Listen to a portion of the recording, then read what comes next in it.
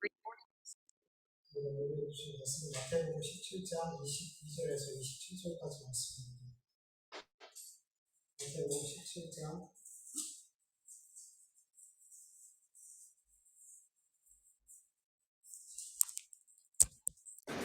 마태복음 17장 22절에서 27절까지 말씀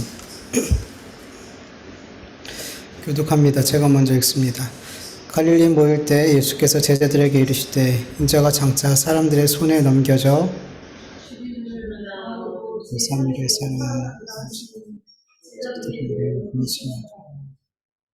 가버나움에 이르니 반세계를 받는 자들이 베드로에게 나와 이르되 너희 선생은 반세계를 내지 아니하느냐. 집에 들어가니 예수께서 먼저 이르시되 시몬아 내 생각은 어떠하냐. 세상의 분들이 너에게 국세를 받은 베드로가 이르되 타인에게니이다. 예수께서 이르시되 그렇다면 아들들은 세를 면하리라. 그러나 우리가 그들을 실족하지 않게 하기 위하여 우리가 바다에서 낚시를 던져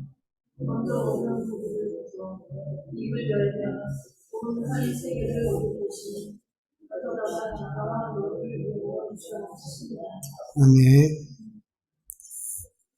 우리가 지난번에 나누었던 것처럼 예수님께서 제자들에게 첫 번째로 예수님의 죽으심과 부활에 대해서 말씀하셨을 때 베드로가 예수님을 붙들고 항변했죠. 베드로를 포함한 모든 제자들은 예수님의 죽으심과 부활에 대해서 받아들이려 하지 않았어요. 하나님의 일을 생각하지 않고 도리어 사람의 일을 생각하는 제자들은 결국 예수님께 크게 책망을 들었어요. 이 일 이후에 예수님은 자신이 살아계신 하나님의 아들이요 그리스도 되심을 변화산에서 3명의 제자들에게 드러내 주셨고 산 아래서는 제자들이 못 고치는 귀신 들린 아이를 고쳐주셨어요. 제자들은 이러한 놀라운 사건들을 다시 경험하면서 예수님께서 곧 죽으시고 부활하실 것이라는 이 말씀을 까맣게 잊고 있었을 거란 말이죠.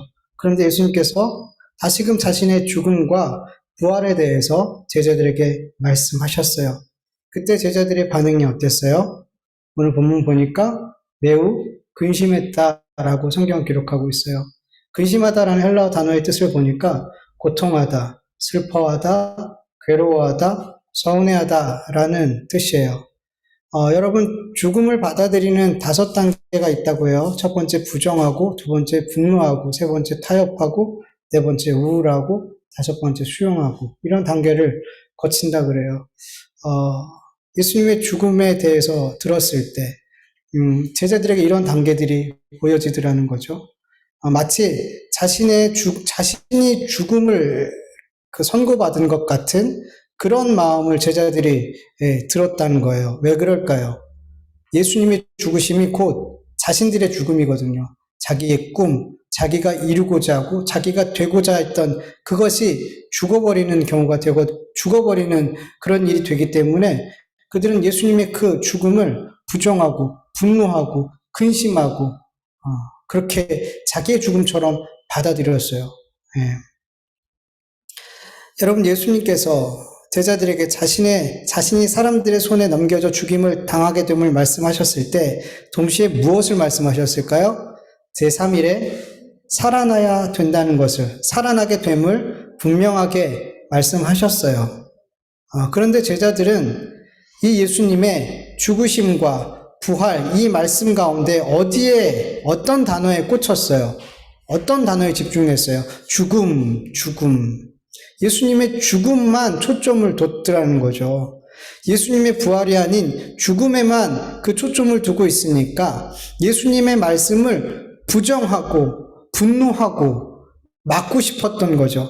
이 예수님의 죽으심에만 집중하니까 근심하게 되고 슬퍼하게 되고 괴로워하게 되고 서운해하게 되더라는 거죠. 여러분 우리 그리스도인의 삶에도 이런 제자들과 같은 모습들이 많이 발견돼요. 우리 그리스도인들 역시 십자가와 영광 가운데 자꾸만 어디에 초점을 두냐 하면 이 십자가, 이 고난에 되게 마음을 두면서 살아요. 여러분, 성경은 그리스도인들 향해 예수님과 함께 고난받는 것이 마땅하다라고, 너무나 당연하다라고 우리에게 말씀하고 계시죠. 베드로전서 2장 20절에서 21절 보면 죄가 있어 매를 맞고 참으면 무슨 칭찬이 있으리요. 그러나 선을 행함으로 고난을 받고 참으면 이는 하나님 앞에 아름다우니라. 이를 위하여 너희가 부르심을 받았으니 그리스도도 너희를 위하여 고난을 받사 너희에게 본을 끼쳐 그 좌치를 따라오게 하려 하셨느니라. 아멘. 베드로전서 4장 9절 현대인의 성경으로 보면 그리스도께서 육체의 고통을 겪으셨으니 너희도 같은 마음으로 무장하십시오. 여러분들도 같은 마음으로 무장하십시오. 육체의 고통을 겪은 사람은 벌써 죄와 관계를 끊은 것입니다. 디모데후서 2장 3절 공동성경으로 보면 그대는 그리스도 예수의 충성스러운 군인답게 그대가 받을 고난을 달게 받으십시오. 그대가 받을 고난을 달게 받으십시오. 여러분, 이러한 말씀은 우리가 이러한 말씀에만 집중하게 된다면, 그리스도인들이 이러한 고난의 삶, 십자가의 삶을 살아야 된다는 이것에만 집중하게 된다면 우리 그리스도인의 삶은 너무나 지치고 힘들고 무겁고 암울하게 느껴질 거예요. 그런데 여러분, 성경은 그리스도인들이 예수님과 함께 고난을 받아야 되는 것과 동시에 그들에게 영원한 생명과 안식과 영광이 준비되어져 있다고 반드시 같이 그렇게 얘기하고 있다는 걸 우리는 알아야 돼요. 로마서 8장 17절에서 18절을 보면 자녀이면 또한 상속자 곧 하나님의 상속자요 그리스도와 함께한 상속자니 우리가 그와 함께 영광을 받기 위하여 고난도 함께 받아야 할 것이니라. 생각컨대 현재의 고난은 장차 우리에게 나타날 영광과 비교할 수 없도다. 아멘. 고린도후서 4장 17절에서 18절 우리가 잠시 받는 환난에 경한 것이 지극히 크고 영원한 영광에 중한 것을 우리에게 이루려 함이니 우리가 주목하는 것은 보이는 것이 아니요 보이지 않는 것이니 보이는 것은 잠깐이요 보이지 않는 것은 영원함이라. 요한계시록 14장 12절에서 13절 성도들의 인내가 여기 있으니 그들은 하나님의 계명과 예수에 대한 믿음을 지키는 자니라. 또 내가 들으니 하늘에서 음성이 나서 이르되 기록하라. 지금 이후로 주 안에서 죽은 자들은 복이 있도다 하시매 성령이 이르시되 그러하다. 그들이 수고를 그치고 쉬리니 이는 그들의 행한 일이 따름이라 하시더라. 아멘. 여러분, 성경에서는 분명 그리스도를 향해서 예수 그리스도와 함께 고난을 받는 삶이 십자가를 지는 삶이 마땅하다라고 말씀하시면서 동시에 예수 그리스도의 자체를 따라 고난을 받는 그들의 삶은 반드시 영광과 존귀와 쉼과 그들이 행한 대로 갚으심이 있다라고 우리에게 약속하고 있단 말이죠. 여러분, 우리 그리스도인들은 이 십자가, 이 고난과 영광 이 두 가운데 어디에 초점을 두고 살아야 될까요?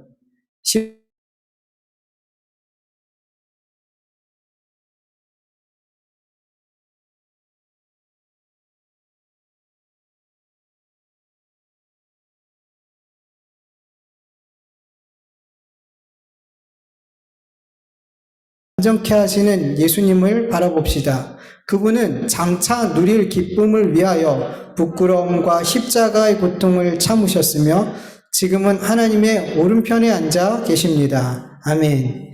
여러분, 우리가 예수 그리스도의 자체를 따라서 십자가를 지는 삶, 자기를 부인하는 삶을 이 땅에서 살아갈 때 때로는 속이는 자 같아요. 징계를 받는 자 같고 미련한 자 같고 고통과 불행을 자초하는 자 같이 보인단 말이에요. 정말 예수님을 따라가는 이 길은 좁은 길, 좁은 문이란 말이죠. 그리스도인들이 이렇게 십자가의 삶, 자기 부인의 삶을 이 삶만을 바라보고 살아간다면 이 길을 가기가 얼마나 버거워요. 무겁고 지치고 고되냔 말이에요. 예수님도 똑같으셨을 거예요. 예수님이 십자가만 보고 달려가셨다면 그 공생의 삶이 참기 참 어려웠을 거라는 거죠. 그런데 예수님은 그 십자가 뒤에 있는 장차 누리게 될 기쁨, 그 영광을 바라보면서 그 십자가의 삶을 참아내셨대요. 여러분, 우리도 마찬가지죠.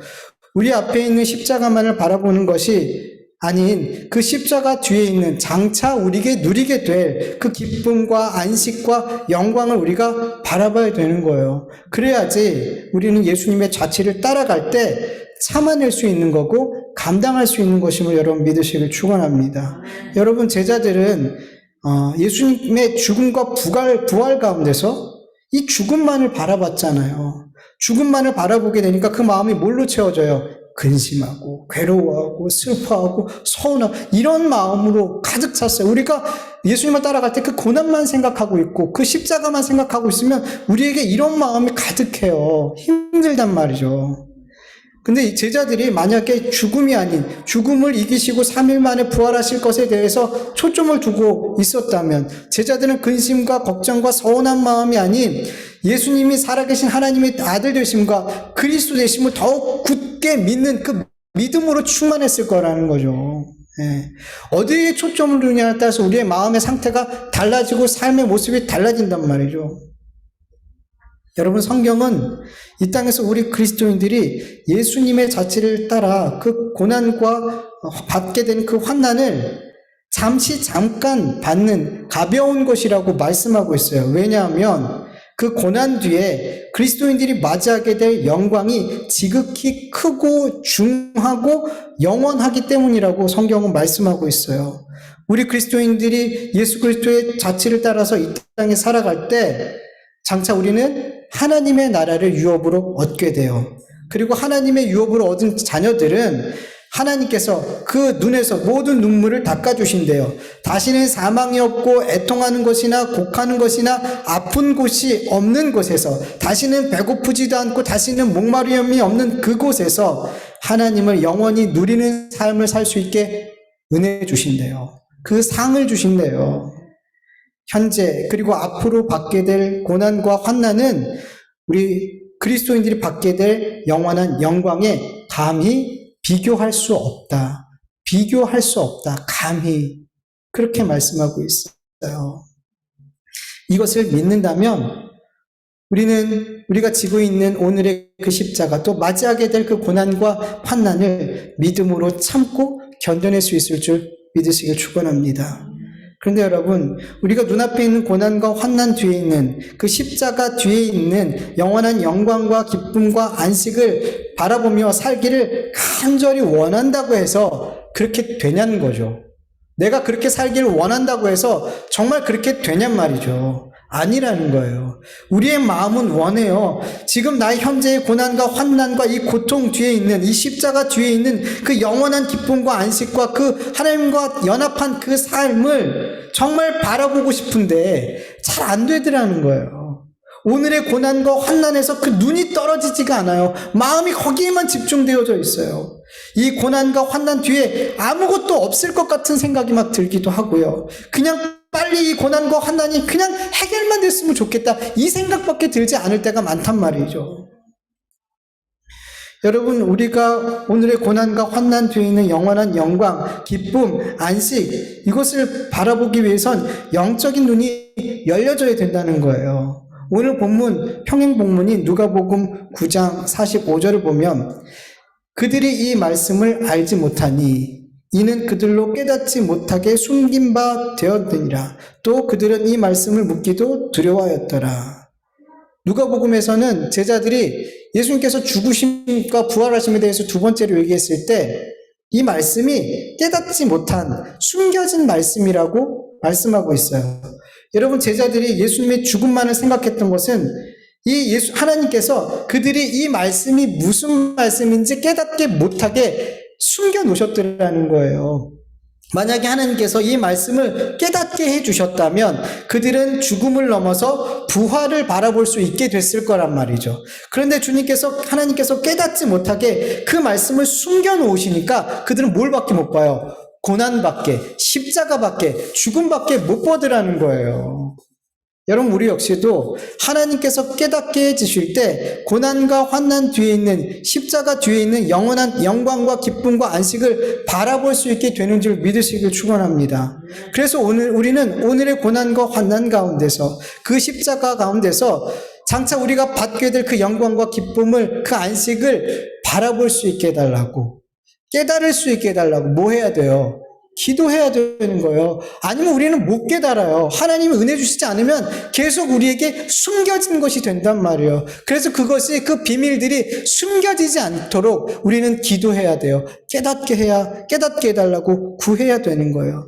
그래서 하나님께서 깨닫게 해주실 때, 우리의 영적인 눈을 열어주실 때, 비로소 우리는 오늘의 고난과 환난과 그 십자가에 짓눌려지는 삶을 살지 않게 되는 거예요. 믿음으로 장차 우리가 얻게 될 영원한 영광과 기쁨과 안식을 바라보면서 오늘을, 그 십자가를 참아낼 수 있는 줄 믿으시기를 축원합니다. 본문 24절에서 27절까지는 성전 납부에 대한 논쟁에 대해서 기록하고 있어요. 24절을 보면 가버나움에 반세겔 받는 자들이 베드로에게 이렇게 말하죠. 너희 선생은 반세겔을 내지 아니하느냐. 여기서 반세겔을 뱉는 자들은 성전세를 받는 자들이에요.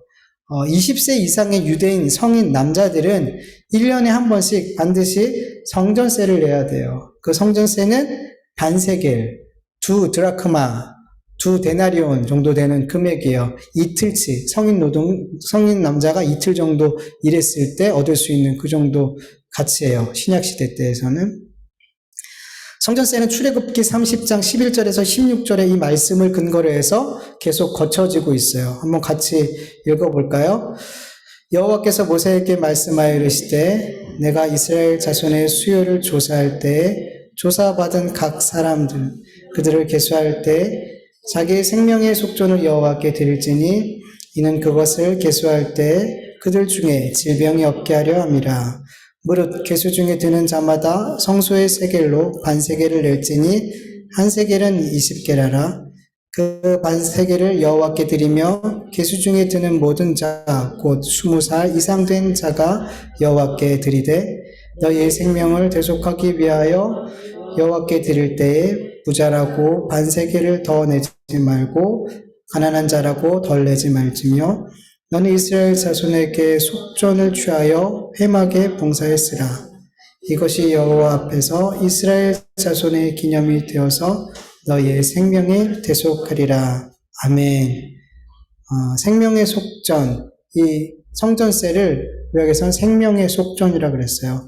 여러분, 속전이라는 히브리 단어 코페르는 덮어주다, 가리다, 용서하다라는 카파르라는 단어에서 파생이 된 단어예요. 즉 생명의 속전이란 우리의 죄를 덮어주고 가려주고 용서해주는 값이라는 거예요. 우리의 죄가 하나님 앞에 덮어지고 가려지고 용서받을 때 우리는 하나님 앞에 그 죄로 죽지 않고 생명을 얻게 되는 거죠.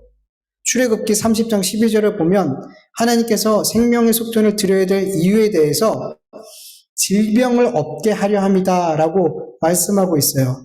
여러분, 생명의 속전을 드린 사람은 정말로 질병에 안 걸릴까요? 1년 동안 1년에 한 번씩 드리니까 이 속전을 드린 자는 1년 동안 질병이 아무 질병도 안 걸리고 건강하게 지낼까요? 그런 의미일까요?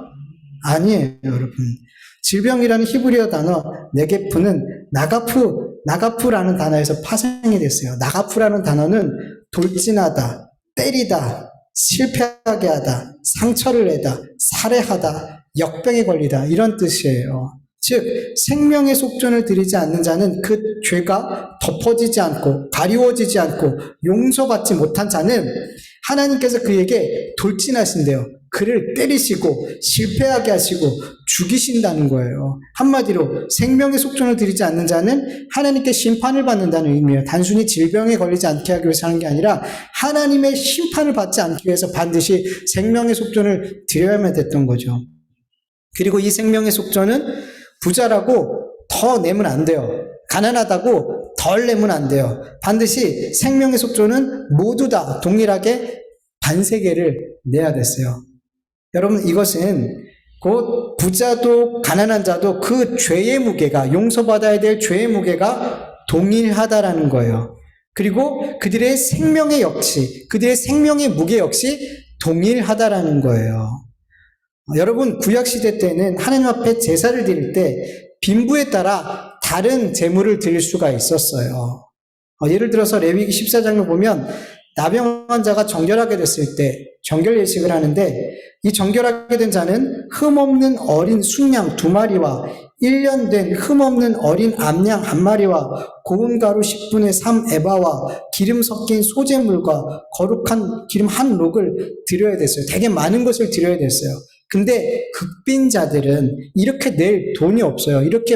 이런 짐승들을 구할 수가 없어요. 그래서 산비둘기 2이나 집비둘기 새끼 2를 가져다가 하나는 속죄물로, 하나는 번제물로 드릴 수 있었어요. 그러면 하나님이 이 많은 제물을 드리는 것과 동일하게 받아주셨단 말이에요. 그런데 이 생명의 속전만큼은 부자나 가난한 자나 똑같이 냈어야 돼요. 왜요? 생명의 값은, 그 용서받아야 될 그 죄의 값은 똑같기 때문이에요. 똑같기 때문이에요. 여러분, 구약에서 말씀하고 있는 이 생명의 속전에 대해서 들을 때 여러분 누가 생각이 나세요? 예수님. 맞아요. 예수님이 생각이 나요. 예수님이 바로 우리의 생명의 속전 되신 거예요. 이미 구약에는 예수님이 어떤 일을 하실지 너무 많은 곳에서 기록을 하고 있어요. 그래서 구약은 예수님을 기록하고 있는 거예요. 바로 생명의 속전이 예수님이에요. 디모데전서 2장 6절 개역 한글로 보면 그가 모든 사람을 위하여 자기를 속전으로 주셨으니 기약 이르면 증거할 것이다. 예수님이 우리에게 속전이 되어 주셨대요. 마태복음 20장 28절 인자가 온 것은 섬김을 받으려 함이 아니라 도리어 섬기려 하고 자기의 목숨을 많은 사람들의 대속물로 주려 함이라. 예수님이 우리의 속전이 되시고 대속물이 되셨단 말이에요.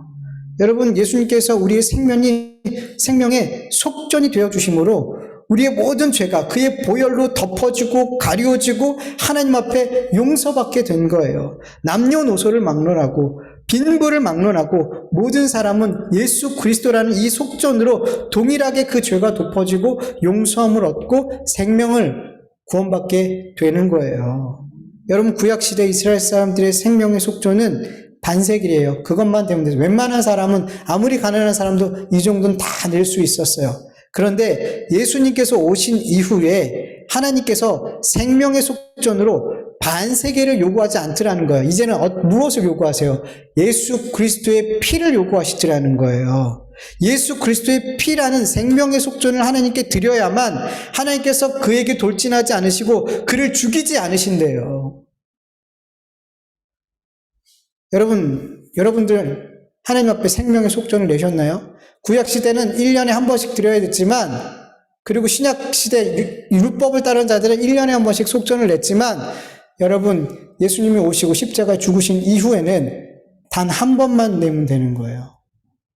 예수 그리스도라는 피, 예수 그리스도라는 이 속죄물을, 우리를 위해서 대속하신 이 예수님의 피를 속전으로 한 번만 하나님 앞에 드리면 돼요. 어떻게 드리면 돼요, 여러분?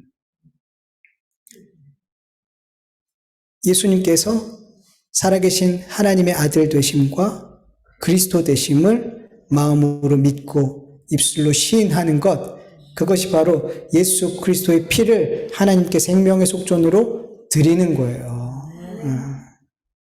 여러분 들으셨어요? 우린 단 한 번만 드리면 돼요. 그럼 우리는 하나님께서 우리에게 돌진하지 않으세요. 우리를 죽이시지 않아요. 우리는 생명을 얻은 거예요. 25절을 보면 성전세를 받은 자들은 베드로에게 너희 선생은 반세기를 내지 아니하느냐 묻게 돼요.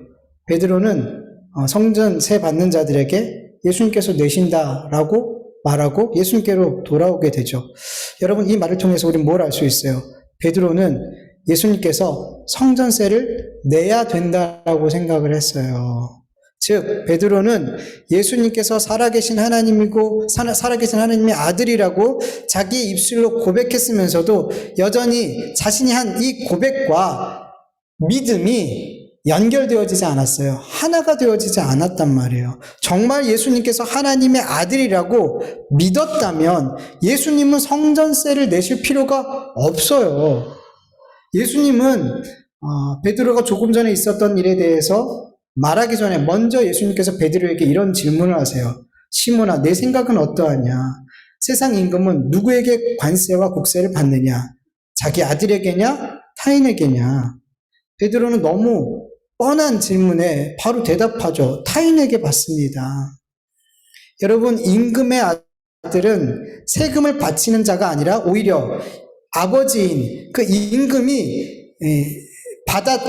받은 그 세금을 아버지와 함께 누리는 자란 말이에요. 내는 자가 아니에요. 아버지와 그 세금으로 누리는 자란 말이죠. 여러분, 성전의 주인은 하나님이시잖아요. 출애굽기 30장 16절에 보면 생명의 속전으로 거두어들인 그 돈은 어딜 위해서 써야 될까요? 회막을 위해서 써야 돼요. 회막을. 궁극적으로 성전의 주인 대신 하나님을 섬기기 위해서 이 돈들은 사용되어야 되는 거예요. 이렇게 볼 때 성전의 주인 대신 하나님의 아들인 예수 그리스도는 성전세를 바치는 것이 아닌 이 성전세를 누리는 분이 되어야 되는 게 맞단 말이에요. 근데 베드로는 성전세를 내야 된다라고 생각했단 말이에요. 예수님이.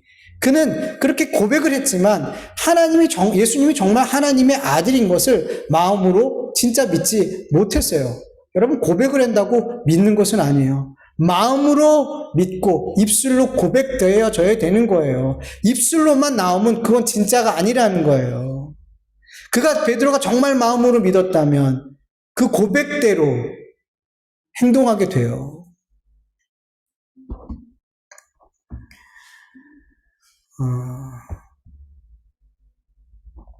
예수님은 이스라엘 백성들이 드린 성전세를 통해 하나님과 함께 섬김을 받으셔야 되는 분임을 믿으시길 축원합니다. 예수님은 우리에게 생명의 속전인 동시에 우리의 섬김을 받으시는 분이라는 거예요. 그런데 예수님께서 27절에 보면 이렇게 말씀하세요. 우리가 그들이 실족하지 않게 하기 위하여 내가 바다에 가서 낚시를 던져 먼저 오르는 고기를 가져 입을 열면 돈 한 세겔을 얻을 것이니 가져다가 너와 나를 위하여 주라 하시니라. 이렇게 말씀하셨어요.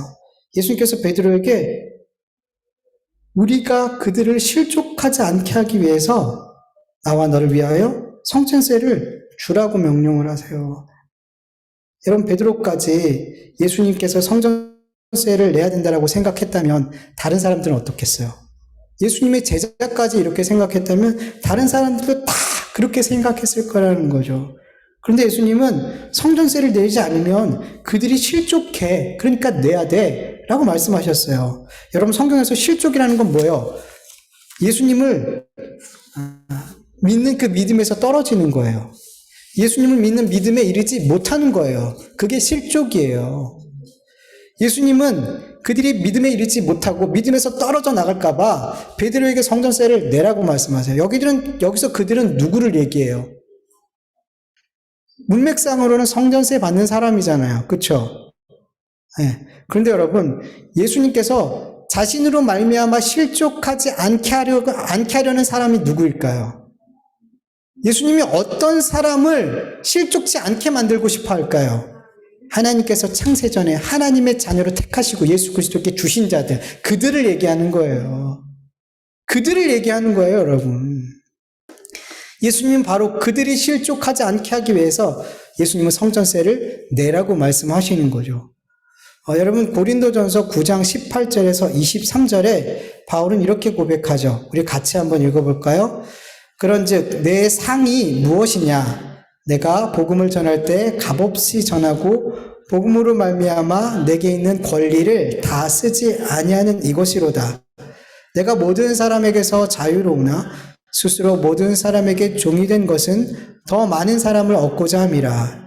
유대인들에게 내가 유대인과 같이 된 것은 유대인들을 얻고자 하며 율법 아래에 있지 아니한 자들을 내가 율법 아래에 있지 아니하나 율법 아래에 있는 자와 같이 된 것은 율법 아래에 있는 자들을 얻고자 하며 율법 없는 자에게는 내가 하나님께서 율법 없는 자가 아니요 도리어 그리스도의 율법 아래에 있는 자이나 율법 없는 자와 같이 된 것은 율법 없는 자들을 얻고자 함이라.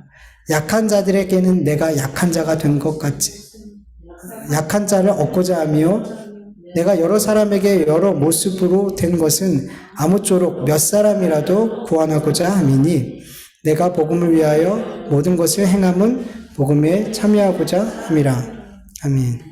여러분, 예수님께서 성전세를 내지 않으셔도 되는 권리와 권세가 있는 분이지만 그들이 실족하지 않게 하기 위해서 그들이 믿음에서 떠나가 구원을 받지 못하는 일이 없도록 그렇게 자신의 권리를 그리고 권세를 사용하지 않으시고 성전세를 내셨죠. 그래서 예수님은 우리를 섬기기 위해 이 땅에 오셨다라고 말씀하는 거예요. 바울도 이 예수님의 섬김의 삶을 따라서 값없이 생명의 복음을 전하기 위해 몇 사람이라도 구원하고자 자기의 권리를 다 사용하지 않고 그들의 눈높이로 내려가서 그들의 눈높이에 맞는 삶을 살았더라는 거죠. 여러분, 우리는 이 삶 속에서 우리 그리스도인들이 이 땅에서 어떠한 삶을 살아야 될지 보게 되는 거예요. 여러분, 우리 그리스도인들은 누군가를 실족하지 않도록 기도하고 애써야 돼요. 여러분, 우리 그리스도인이죠. 즉 세상은 우리의 삶을 통해서 누굴 만나요? 예수님을 만나게 되는 거예요. 그런데 우리 그리스도인을 통해서 사람들이 실족하게 되면 그 사람은 단지 나에게 실족하는 게 아니라 내 안에 계신 예수님에게 실족하게 되는 거예요. 단순히 교회에게 실족한 게 아니라 교회의 머리 대신 예수님에게 실족하게 되는 거란 말이에요. 예수님은 그들이 실족하지 않게 하기 위해서 자기의 권리와 권세를 포기하고 성전세를 내셨어요. 바울 역시 자기의 권리를 다 쓰지 않고 값없이 복음을 전하기 위해 약한 자들에게는 약한 자같이 되었고 율법이 없는 자에게는 율법 없는 자와 같이 되었고 율법 아래에 있는 자에게는 율법 아래에 있는 자같이 되었더라는 거예요. 여러분, 이것은 세상 사람들과 타협하면서 복음 전하는 게 아니라 그 말이 아닌 거예요, 여러분.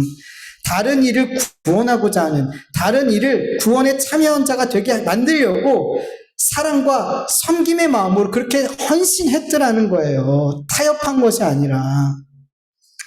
타협은 나를 위해서 하는 거예요, 여러분. 그 사람을 위해서 하는 게 아니에요, 여러분. 타협은 정말로 나를 위해서 하는 거예요, 여러분. 근데 예수님은, 바울은 나를 위해서 하는 게 아니에요. 그들을 위해서 한 거란 말이죠. 바울은 골로새서 3장 18절에 이렇게 말하죠. 그러므로 만일 음식이 내 형제를 실족하게 한다면 나는 영원히 고기를 먹지 않으므로 형제를 실족하지 않게 하겠다. 그렇게 말하잖아요, 여러분. 여러분, 우리의 삶을 통해 누군가가 실족하지 않고 복음에 참여한 자가 될 수 있도록 우리 안에 섬김과 사랑과 인내와 이해할 수 있는 마음을 여러분 구하실 수 있기를 간절히 축원합니다. 이 일을 위해서 우리의 권리와 우리의 이익과 우리의 편안함과 우리의 자유를 내려놓을 수 있는 용기를 구할 수 있기를 간절히 축원합니다. 그럴 때 하나님께서 우리의 삶에 이러한 은혜를 허락해 주실 줄 믿습니다. 우리의 기도대로 응답해 주실 줄 믿습니다. 우리 같이 말씀을 기억하면서 잠깐 기도해 드리죠.